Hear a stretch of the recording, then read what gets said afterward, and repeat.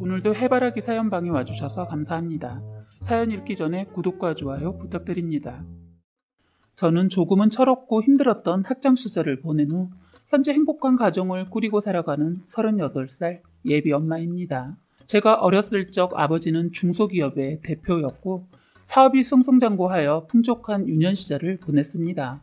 심지어 외동이었던 저를 위해 제가 원하는 것이나 가지고 싶어하는 것들이 있으면 뭐든 제 손에 들어올 수 있도록 해주었어요. 그렇게 계속 승승장구할 줄 알았던 아버지의 사업이 제가 중학교 때 기울어지기 시작하였습니다. 그때가 바로 IMF 즉 1997년 외환위기 때였고 저희 아버지의 사업도 그 영향을 피해갈 수 없었다고 하네요.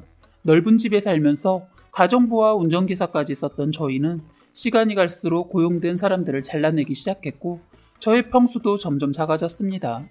결국 저희는 60평이 넘는 집에서 살다가 반지하에 살게 되었습니다. 사춘기였던 저는 그저 그 상황이 싫기만 했고 창피했던 것 같아요. 아빠와 엄마는 책임져야 할 가족이 있고 무너진 사업으로 인해 갚아야 할 빚이 있기 때문에 매일같이 일을 나가셨어요. 엄마는 음식점에 찾아가 주방에서 설거지라도 하게 해달라고 하며 돈을 벌었고 아빠는 인력업체에 나가 땀 범벅인 상태로 집에 들어오시곤 했습니다.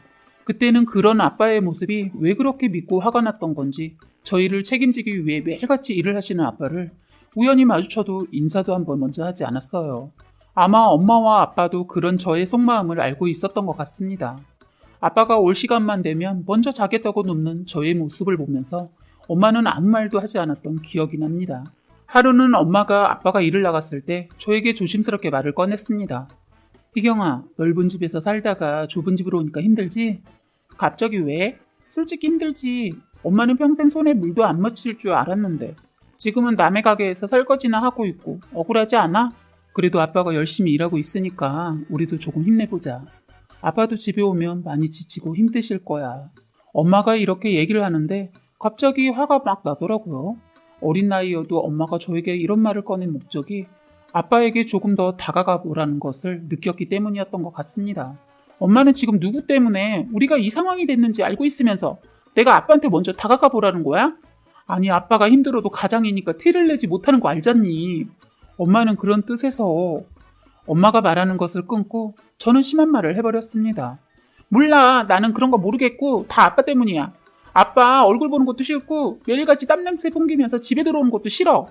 그런데 나중에 알게 된 사실이었지만 이날 일찍 퇴근하게 되었던 아빠는 문 앞에서 저희가 한 대화를 다 듣게 되었다고 하더군요. 그렇게 말을 뱉고 난 뒤 저는 먼저 자겠다고 누웠고 조금 시간이 지난 뒤 제가 자고 있는 줄 아셨는지 엄마는 제 뒤에서 소리 없이 흐느끼셨습니다. 며칠 후 갑자기 조폭으로 보이는 사람들이 저희 집으로 찾아왔고 뜬금없이 돈을 내놓으라는 그 사람들에게 엄마와 저는 무릎을 꿇고 빌었어요. 그 사람들이 가고 난 뒤 힘들게 일을 하고 온 아빠가 오고 나서 저는 참아왔던 서름이 폭발했습니다. 아빠, 우리 언제까지 이러고 살아야 해?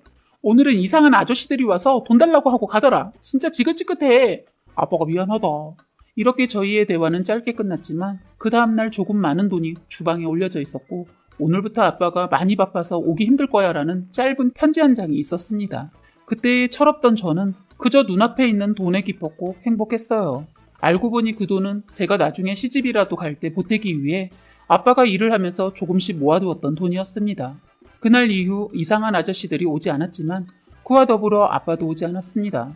사실 저는 아빠가 저희가 힘들어하는 모습을 보고 떠나준 것이라는 걸 알고 있었던 것 같습니다. 그렇게 저는 졸업 후 운이 좋게도 바로 취업을 할 수 있게 되었고 엄마와 저는 예전처럼 조금 편안한 생활을 할 수 있게 되었어요. 힘든 시절을 지나고 저는 남편을 만나게 되었습니다. 결혼을 할 때 저희 집 형편이 어려운 것을 알고 시부모님은 예단도 필요 없다고 해주시더군요. 하지만 엄마는 제가 결혼할 때를 위해 아껴두었던 종짓돈을 꺼내 저에게 주어주었습니다. 엄마, 나도 모아둔 돈 있어요. 이 돈으로 지금까지 고생한 거 보상받고 조금이라도 쉬어. 그래도 하나뿐인 자식 결혼하는데 이 정도는 해줘야 엄마 된 도리지.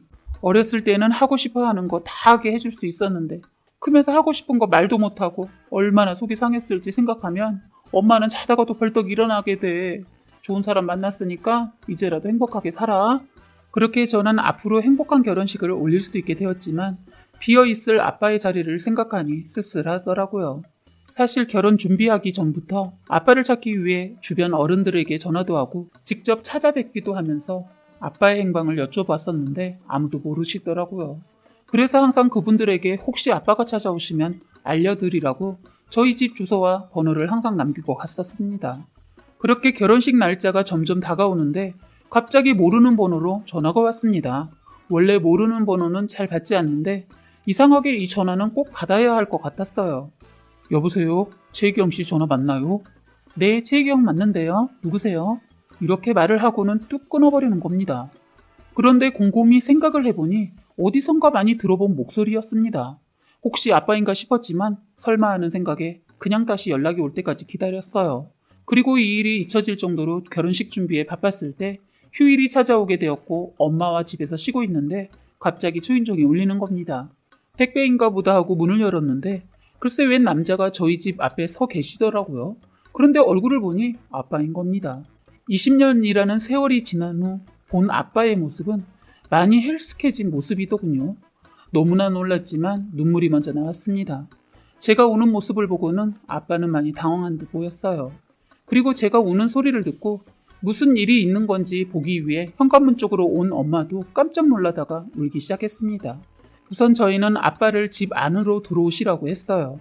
저희는 아빠가 사라진 20년이 넘는 세월 동안 뭘 하면서 살고 계셨는지 물어보았는데 마음이 찢어지더군요. 아빠는 자신의 사업으로 인해 상처를 입게 된 엄마와 저에게 너무나 미안했다고 합니다. 그래서 더욱 열심히 일을 해서 저희를 먹여 살리려고 했다고 해요. 그런데 사업을 하면서 빌렸던 돈은 점점 불어나게 되었고 아빠한테만 찾아오던 조폭들이 집까지 찾아오는 것을 보곤 더 이상 저희 옆에 있으면 안 될 것 같다고 느꼈다고 합니다.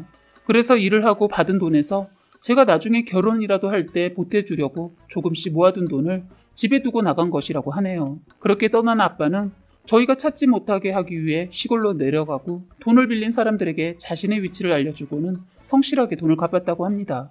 사실 돈은 오래전에 다 갚았는데 저희에게 연락할 자신도 없었고 알아낼 방법도 생각도 나지 않았다고 해요.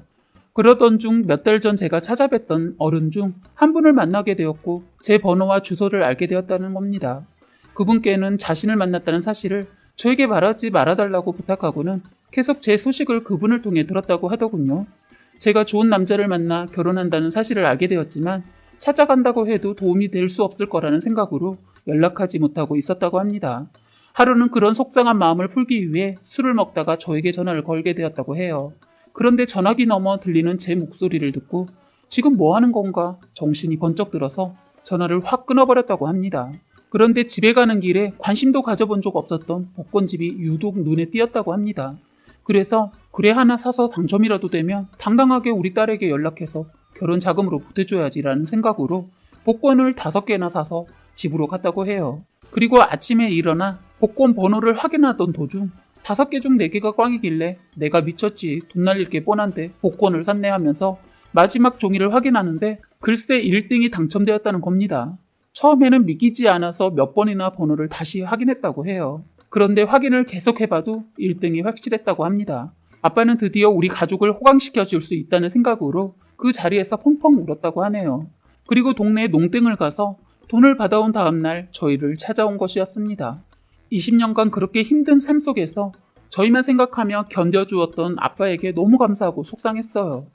빈털터리로 찾아오셨더라도 저희는 아빠를 반갑게 맞이했을 텐데 아빠가 돈이 없어서 찾아오지 못하고 있었다는 걸 듣고는 제가 어렸을 때 아빠에게 했던 말 때문인 것 같아 너무 마음이 아프고 죄송했습니다. 아빠가 와준 그날 저희는 20년간 하지 못했던 이야기들을 나누며 시간이 가는 줄 몰랐었던 기억이 나네요. 그러면서 제가 학창시절 아빠의 모습도 싫고 열심히 일하고 와서 나는 땀 냄새도 싫다고 한 것을 아빠가 모두 들었다는 사실을 알았을 때 마음이 찢어지더군요. 계속 바래왔던 함께 울고 웃는 저희 가족의 모습을 보면서 너무나 행복했습니다. 얼마 뒤 만들어질 제 가정도 이렇게 행복하게 만들고 싶다는 생각이 들었어요. 저희를 찾아와준 아빠 덕분에 결혼식 부모 자리에는 아빠, 엄마 두 분 다 앉아 계실 수 있게 되었습니다. 현재 아빠와 엄마는 복권에 당첨되고 받은 돈으로 행복한 노후를 즐기고 계세요. 평생 일만 하고 고생하신 저희 부모님이 이제서야 보상을 받는 것 같습니다. 저도 이제 아빠께도 효도를 할 수 있게 되어 참 행복해요.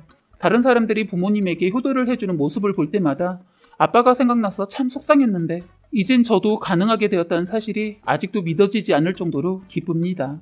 그리고 저는 결혼 2년 만에 아이를 임신하여 출산 날짜를 기다리고 있어요. 원래 딸은 아빠 같은 사람이랑 결혼한다고 하던데 제 남편이 아빠처럼 믿음직스럽고 책임감이 있는 남자라서 참 행복하네요. 저희 가족에게 찾아와준 이 안정감과 행복이 평생 오랫동안 유지되었으면 하는 바람입니다. 그리고 앞으로 태어날 저의 아이가 좋은 것만 바라보며 살았으면 합니다. 사연은 여기까지였고요. 구독과 좋아요, 알림 설정 부탁드리겠습니다.